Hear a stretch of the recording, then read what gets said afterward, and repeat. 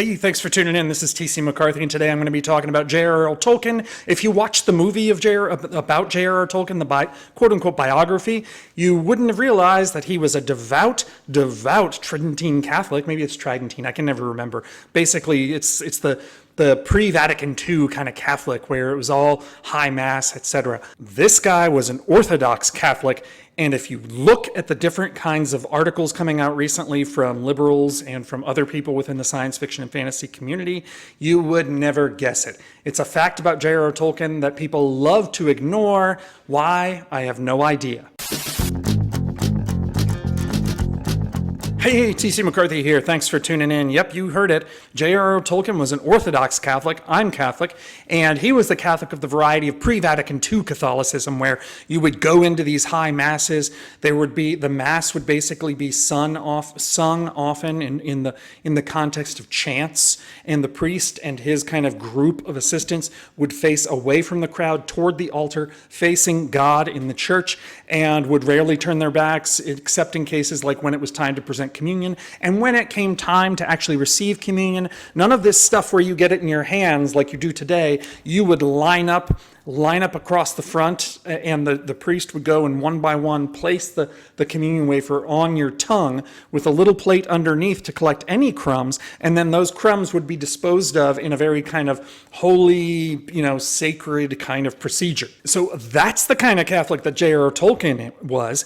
And do you think that any of that bled over into his fantasy writing? Well, you better believe it did. In fact, you can find hints of his Christian faith and Catholicism throughout his writings. And in fact, I'm going to talk a little bit today about how some apocalyptic references entered into his writing. Now, I'm talking specifically, when I talk about apocalyptic references, I'm talking about Lord of the Rings, the trilogy, Fellowship of the Ring, The Two Towers, and Return of the King. Are those basically mirror images of the book of Revelation? No. But you do see kind of glimpses of different parts that he took, I think, or that he was influenced by, making their way into his writing. Now, a bit of history about J.R.R. Tolkien. C.S. Lewis, I've forgotten the name of the movie. I'll put a picture of it here. But there was a movie about C.S. Lewis and how he had a really difficult life, or a period in his life where he lost his faith. Now, C.S. Lewis was a Protestant. I think he was Episcopalian. And at one point, he just completely lost his faith, which is weird because when you read his Narnia books, they are all filled with basically Jesus Christ references. Aslan is essentially the embodiment of Jesus Christ.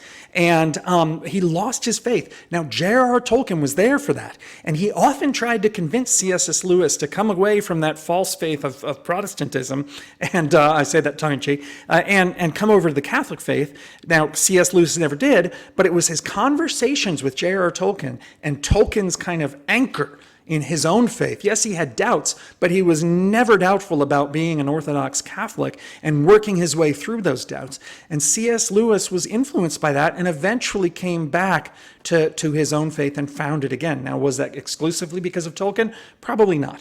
But did Tolkien have an influence on C.S. Lewis? Absolutely. And in fact, it was during I think it was a correspondence from Tolkien to C.S. Lewis, J.R.R. Tolkien put in writing that his books are Catholic books. And he stated that the Lord of the Rings itself was fundamentally a religious and Catholic work. Okay, in today's atmosphere, in the science fiction and fantasy community, quote unquote, where it's basically kind of governed by a radical leftist philosophy, do you think that today's science fiction and fantasy authors are happy with that? No. In fact, you see that reflected in some of the more ridiculous comments coming out of the science fiction and fantasy community, or in the liberal community in general. I think that recently there were some stories from I don't know if they were authors or liberal news people, but basically accusing Tolkien of being racist. So the next time you're a parent and you're thinking that maybe the Lord of the Rings is satanic and you shouldn't let your kids read it, wrong. It's quite the opposite. Now, I've read some analyses of Tolkien's work that basically state that a lot of these things, like I'll stay with Lord of the Rings. Lord of the Rings is not, as I said before, a mirror image of Revelation, but it is in some ways kind of a precursor to the book of Revelation. So Tolkien liked to look back and imagine worlds and universes that would have happened before the book of Revelation, basically a kind of presaging or a premonition of what would happen in the book of Revelation. And so what you see in there are clear reflections of good and evil.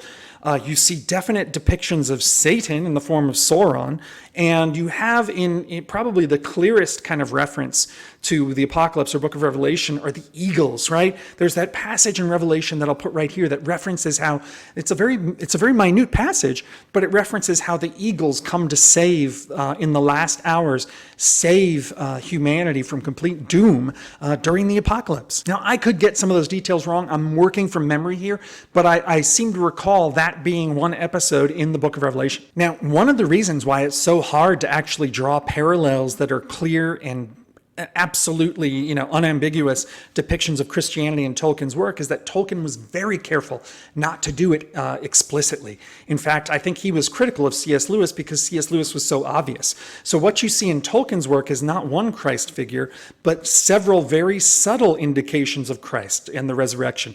Gandalf dies in the mines of Moria and then is resurrected.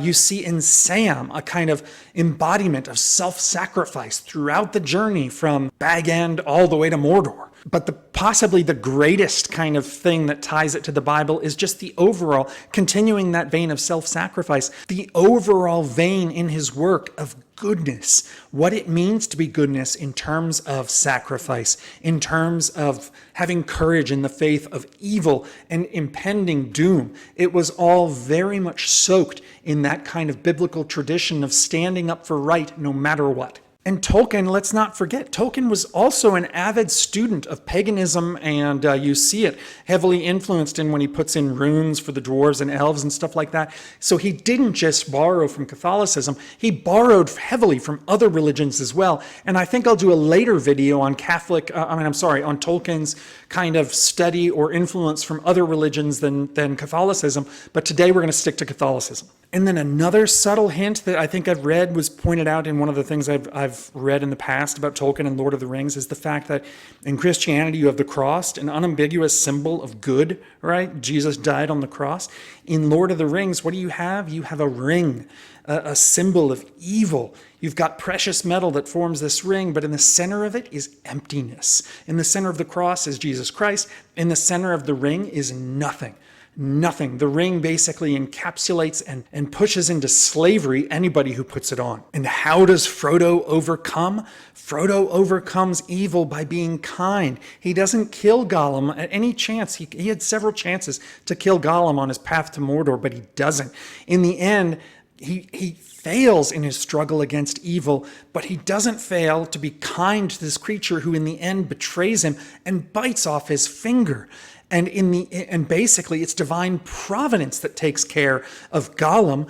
All Frodo had to do was get the ring to the destination and not falter in his journey of kindness. And then following along that thread, what happens? Is Frodo chastised by the Fellowship? Is Frodo thrown into prison because at the very end, he wanted the power for himself? No. Frodo is forgiven. He's never quite the same again, but this concept of we all fail and we're all forgiven, there is nothing more Christian than that, and it is directly there in Lord of the Rings for you to see absolutely clearly.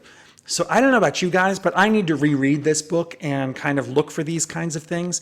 I read a lot of nonfiction related to Lord of the Rings, but it's been a while since I've read the books. So I would encourage you, go back and read them again and see what you can find in them.